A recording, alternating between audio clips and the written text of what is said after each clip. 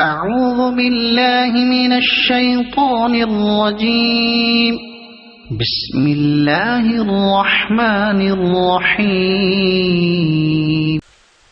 الحمد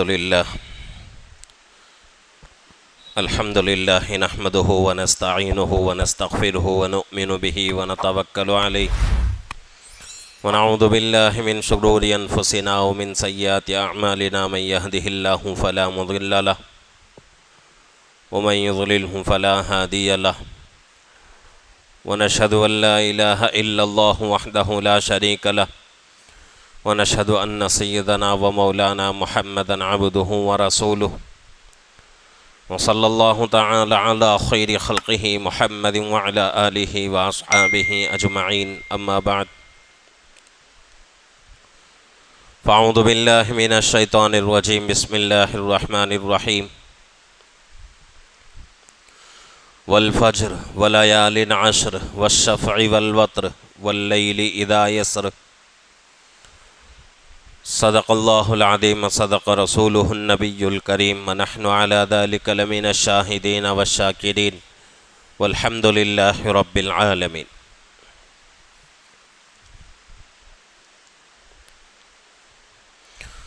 محترم معزز بزرگ اور عزیز دوستو،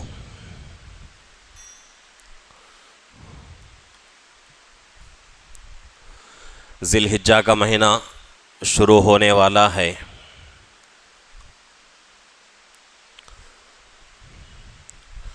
اور یہ مہینہ اسلامی مہینوں کے اعتبار سے 12واں اور آخری مہینہ ہے۔ اسی مہینے سے اسلامی سال مکمل ہو جاتا ہے، ختم ہو جاتا ہے۔ اس کے بعد کا جو مہینہ آ رہا ہے وہ محرم الحرام کا مہینہ ہے، اور محرم الحرام اسلامی مہینوں کے اعتبار سے سال کا پہلا مہینہ ہے۔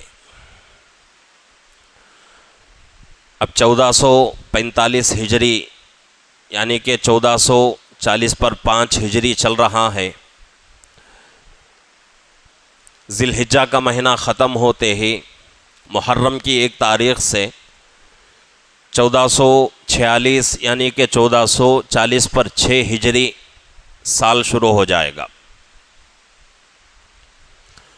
تو یہ مہینہ سال کا آخری مہینہ ہے اور بڑی فضیلت والا مہینہ بھی ہے۔ اس مہینے کا نام ذی الحجہ ہے۔ ذی الحجہ نام کس لیے رکھا گیا ہے؟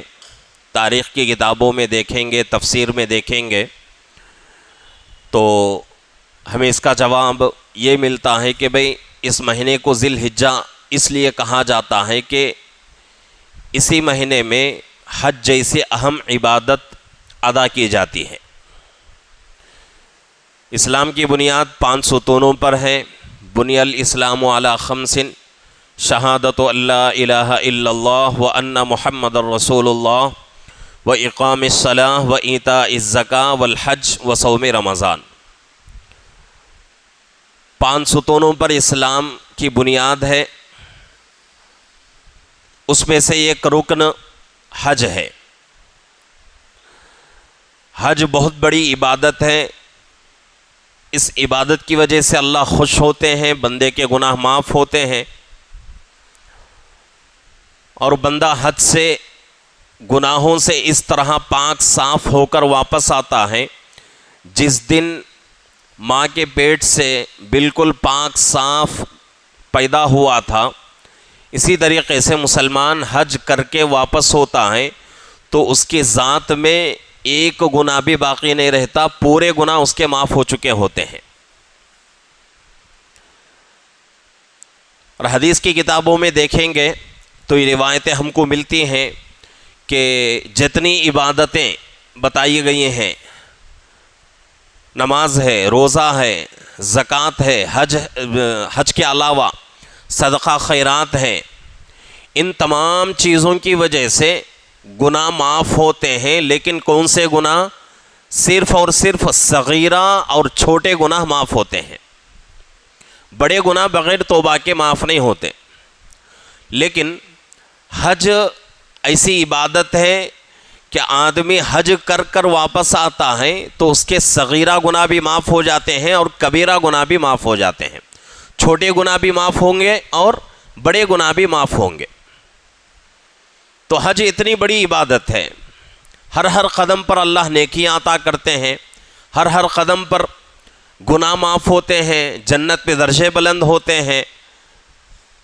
اور جب حاجی حج کر کے واپس آتا ہے، ذی الحجہ کا مہینہ اور اسی طریقے سے محرم، سفر، ذی الحجہ میں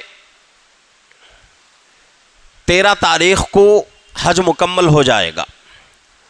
سمجھو کہ ذی الحجہ کا آدھا مہینہ، محرم کا پورا مہینہ، سفر کا پورا مہینہ اور ربیع الاول کے 20 تاریخ تک اللہ رب العزت حاجی کی ہر دعا قبول کرتے ہیں۔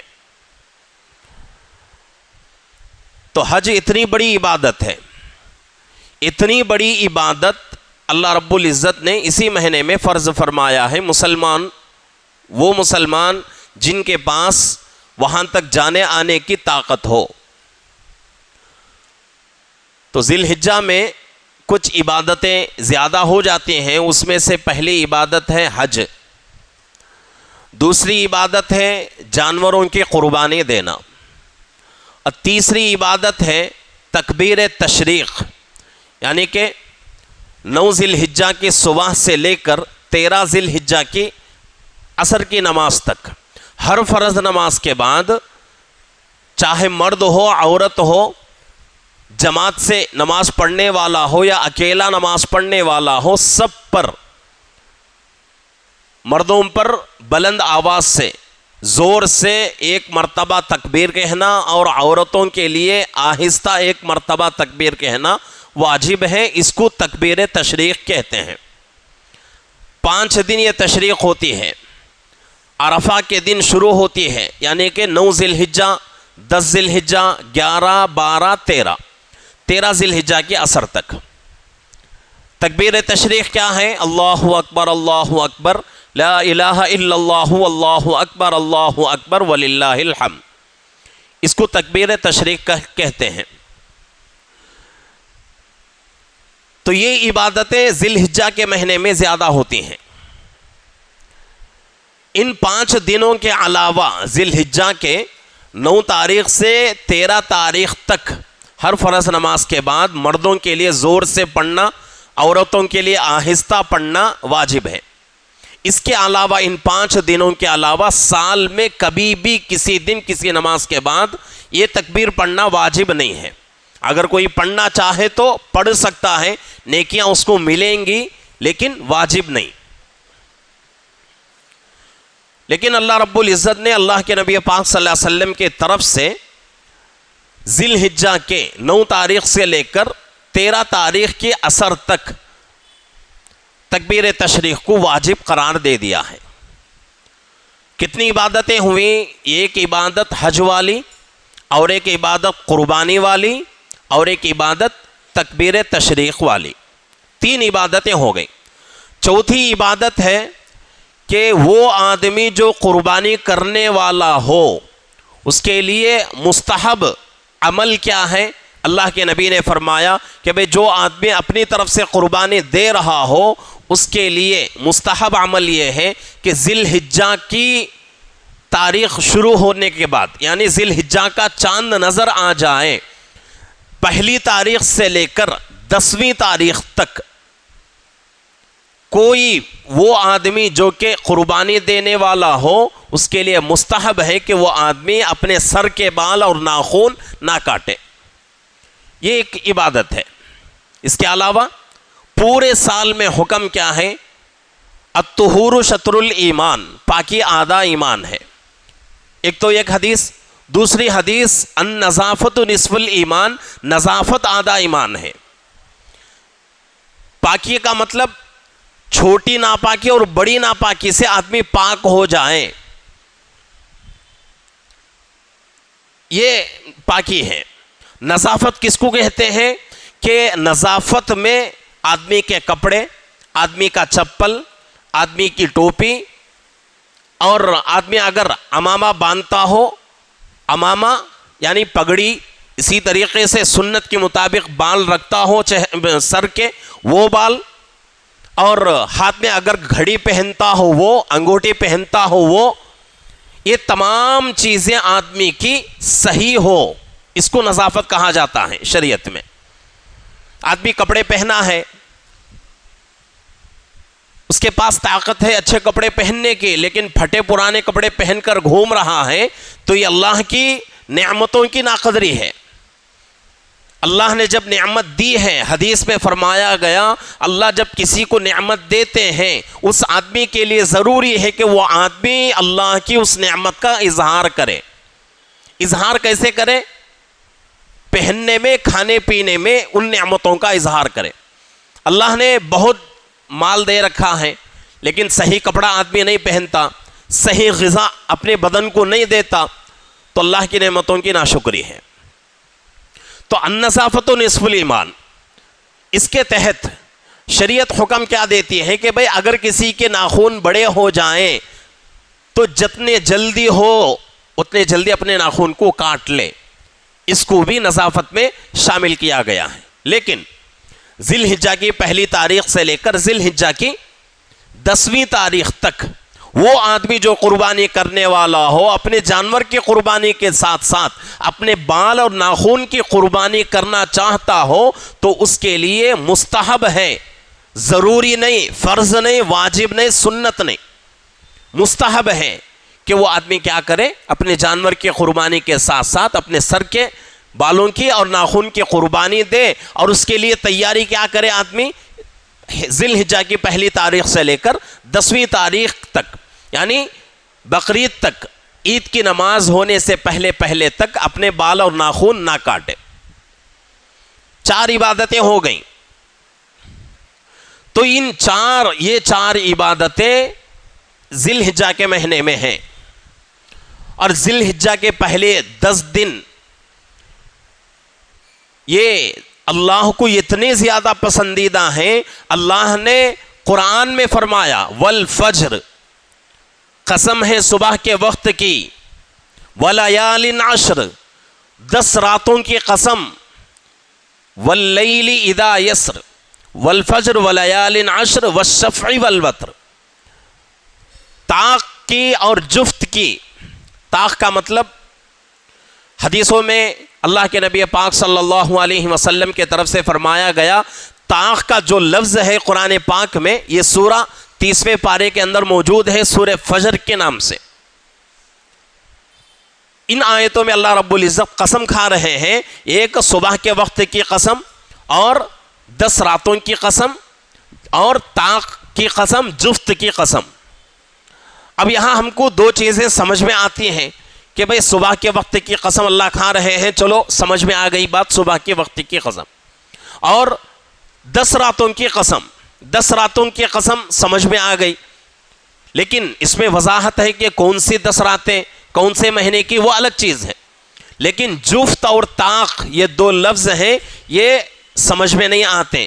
اس کے بارے میں اللہ کے نبی صلی اللہ علیہ وسلم فرماتے ہیں جفت کس کو کہا جاتا ہے، اس آیت کے تحت میں عرفہ کے دن کو جفت کہا جاتا ہے، یعنی کہ 9 ذی الحجہ کو، اس دن پورے حاجی جو کہ حج کے لیے گئے ہوئے ہیں، وہ تمام حاجی دنیا کے عرفہ کے میدان میں وقوف کرتے ہیں، اور وقوف عرفہ حج کے ارکان میں سے رکن اعظم ہے۔ اگر کسی کا وقوف عرفہ چھوٹ گیا، اس کا حج قبول نہیں ہوتا جب تک کہ وہ آدمی قربانی نہ کرے، دم نہ دے، تب تک اس کی قربانی واجب نہیں ہوتی، اس کا حج اللہ قبول نہیں کرتے۔ تو عرفہ کے دن کی اللہ قسم کھا رہے ہیں، اور اس کے ساتھ ساتھ اور ایک چیز، والشفع والوتر، طاق کی، یعنی کہ طاق کس کو کہا جاتا ہے، عید کے دن کی اللہ قسم کھا رہے ہیں۔ تو اس میں 10 راتوں کے بارے میں جو فرمایا گیا ہے، قرآن اٹھا کر دیکھیں گے، تفسیروں میں دیکھیں گے، حدیثوں میں دیکھیں گے تو معلوم ہوگا کہ یہ 10 راتیں ذی الحجہ کی پہلی تاریخ سے لے کر 10 تاریخ تک کی راتوں کو یہ اس کے بارے میں قرآن کہہ رہا ہے. اللہ انہی راتوں کے بارے میں قسم کھا رہے ہیں.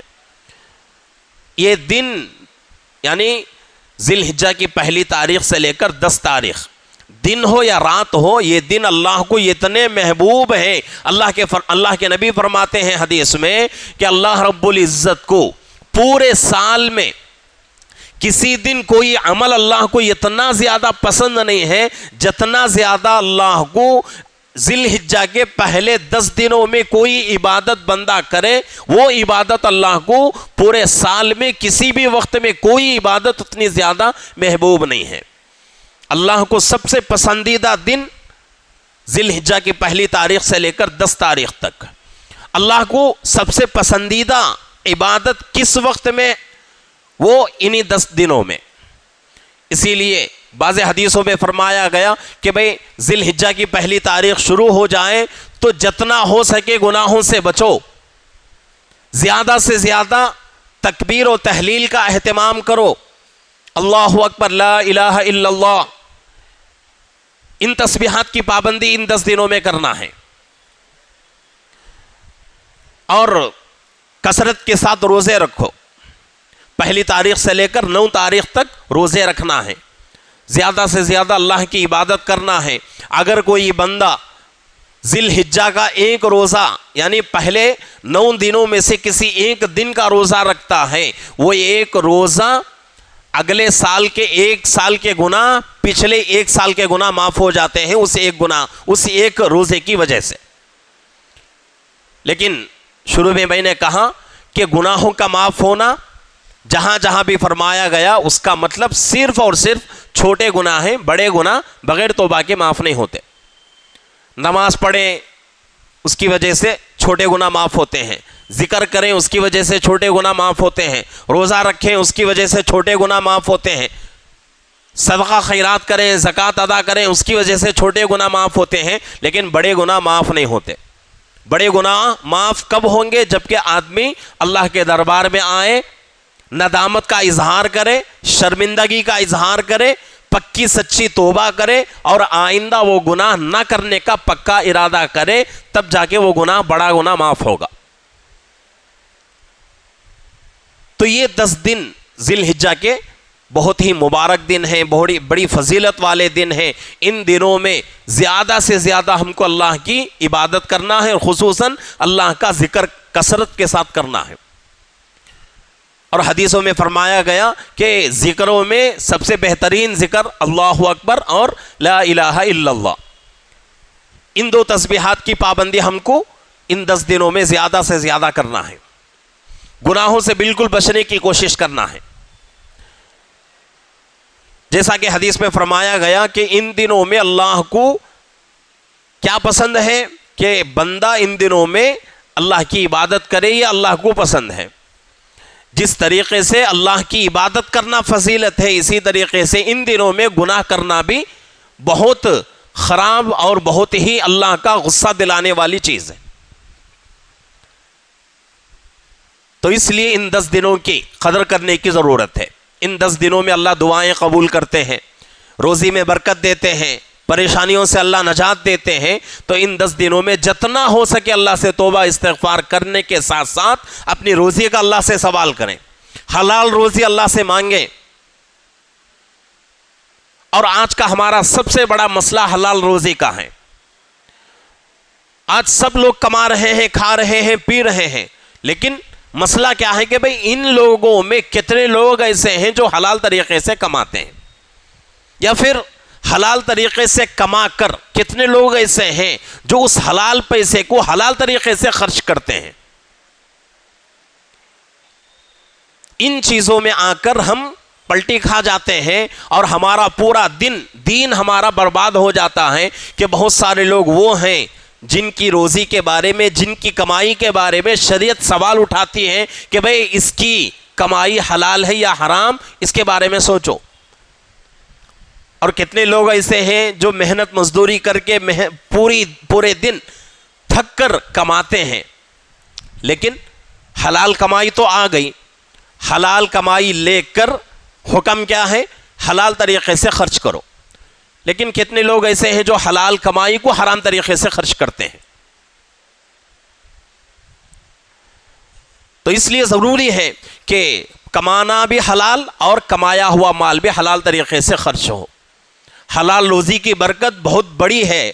جب آدمی حلال روزی اپنے پیٹ میں اتارتا ہے، اس حلال روزی کے پیٹ میں جانے کی وجہ سے اللہ اس کو کیا توفیق دیں گے؟ عبادتوں کی توفیق دیں گے.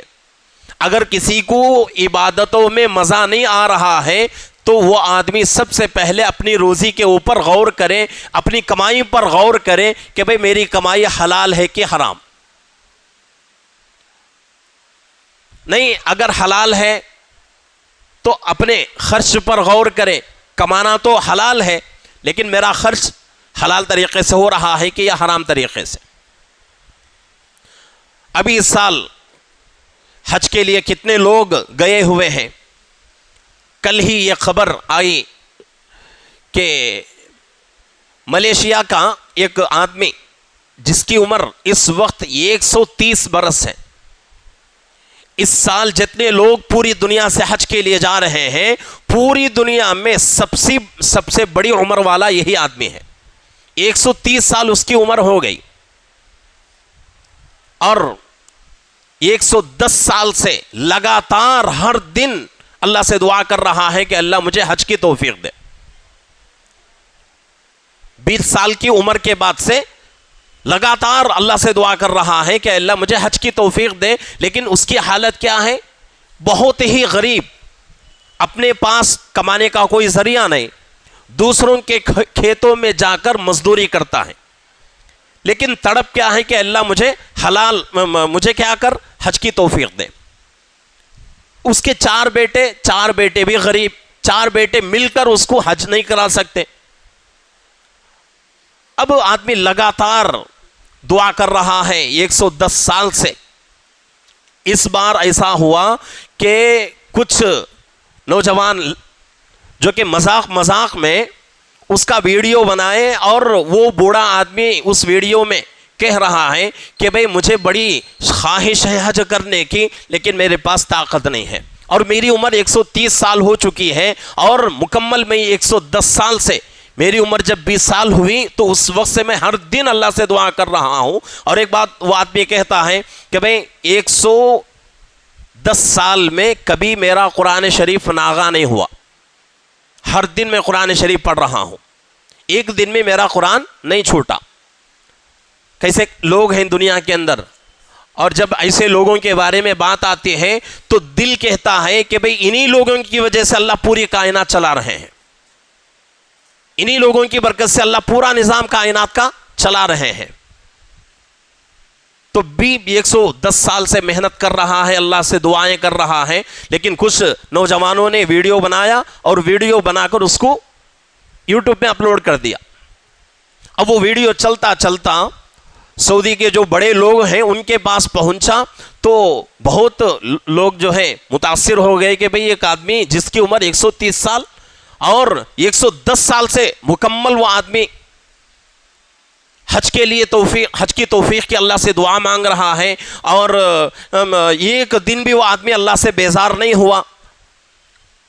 تو اس کو کیا کیا گیا کہ سعودی گورنمنٹ کے طرف سے اس کو اور اس کے بچوں کو، اس کے پوری خاندان کو شاہی مہمان بنا کر اس کو حج کے لیے اس سال بلایا گیا ہے. اور اس میں نیچے لکھا ہوا ہے کہ بھئی یہ چیز کیوں ہوئی؟ حلال روزی اور کمایا ہوا مال حلال طریقے سے خرچ کرنے کی وجہ سے اللہ رب العزت زندگی میں ایسی تبدیلیاں لاتے ہیں. تو اتنا بڑا واقعہ سنانے کا مقصد کیا ہے کہ بھئی ہم آج اپنے کمائیوں کے اوپر غور کریں کہ بھئی میری کمائی حلال ہے کہ حرام. اگر حلال طریقے سے کما رہا ہوں تو دوسری طرف سوچیں کہ بھئی میرا خرچ جہاں میرا پیسہ خرچ ہو رہا ہے وہ جگہ دیکھ لیں کہ وہ جگہ حلال ہے یا حرام ہے. اگر حرام طریقے پر میرا پیسہ خرچ ہو رہا ہے فوراً اس سے بچنے کی کوشش کریں. اللہ کا وصول ہے کہ جو بندہ حلال چیزوں میں پیسہ خرچ نہیں کرتا، اللہ زبردستی اس سے حرام چیزوں میں پیسہ خرچ کرائیں گے۔ تو اس لیے یہ چیز بہت ضروری ہے۔ اس کے علاوہ یعنی کہ حلال ہم نہیں کماتے اس کے بارے میں فکر نہیں، حلال کھانے کی ہم کو فکر نہیں، حلال طریقے سے خرچ کرنے کی ہم کو فکر نہیں، نمازیں ہو رہی ہیں اور پوری عبادتیں ہو رہی ہیں، لیکن کوئی عبادت ہماری کامیاب نہیں ہو سکتی، اس لیے کہ اللہ کے نبی نے حدیث میں ارشاد فرمایا، وہ بدن جس بدن کے اندر ایک لقمہ حرام کا چلا جائے 40 دن تک اللہ کوئی نماز قبول نہیں کرتے، کوئی عبادت قبول نہیں ہوتی، کوئی دعا اللہ نہیں سنتے۔ اب جو لوگ حرام کماتے ہیں، حرام طریقے سے خرچ کرتے رہتے ہیں، اب ان کا بدن ان سے بڑھتا ہے، پلتا ہے، تو پھر وہ بدن سے جو ہونے والی عبادتیں ہیں وہ عبادتیں اللہ کہاں سے قبول کریں گے؟ تو اس لیے اس زمانے میں بہت ضروری ہے کہ حلال طریقے سے کمانے کی کوشش کریں، کمایا ہوا مال حلال طریقے سے خرچ کرنے کی کوشش کریں، انشاءاللہ زندگی میں برکتیں آئیں گی۔ تو ذی الحجہ کا مہینہ چل رہا ہے، ان 10 دنوں میں خوب اللہ کی عبادتیں کریں، اللہ سے اپنی روزی کے بارے میں مانگیں، حلال روزی کمانے کی اللہ سے توفیق مانگیں، کمایا ہوا مال حلال طریقے سے خرچ کرنے کی اللہ سے توفیق مانگیں، اور جتنی عبادتیں ہم صلیت کے اللہ سے خوب ان 10 دنوں میں دعائیں کریں، اور کثرت کے ساتھ اللہ کا ذکر۔ جیسا کہ شروع میں نے کہا کہ محدثین فرماتے ہیں ان 10 دنوں میں ذکر کون سا زیادہ کرنا ہے؟ اللہ اکبر اور لا الہ الا اللہ۔ تو یہ 2 تسبیحات زیادہ سے زیادہ پڑھتے رہیں تو انشاءاللہ یہ 10 دن ہمارے بہت ہی مفید ثابت ہوں گے۔ ان 10 دنوں کی وجہ سے اللہ رب العزت ہماری مغفرت کریں گے۔ اللہ رب العزت سے دعا ہے کہ اللہ رب العزت ہم تمام کو ان 10 دنوں کی قدر کرنے کی، اور جو لوگ اس سال حج کے لیے گئے ہوئے ہیں اللہ رب العزت تمام کے حجوں کو قبول فرمائے، اور ان تمام کی عبادتوں میں، تمام کی دعاؤں میں اللہ ہماری اور پوری امت کا حصہ نصیب فرمائے۔ اور اسی طریقے سے آنے والی عبادت قربانی والی عبادت ہے، اللہ رب العزت جن جن لوگوں کے اوپر قربانی واجب کرے ہیں ان تمام لوگوں کو اپنی طرف سے قربانی کرنے کی اللہ توفیق عطا فرمائے۔ آمین۔ وآخر دعوانا الحمدللہ رب العالمین۔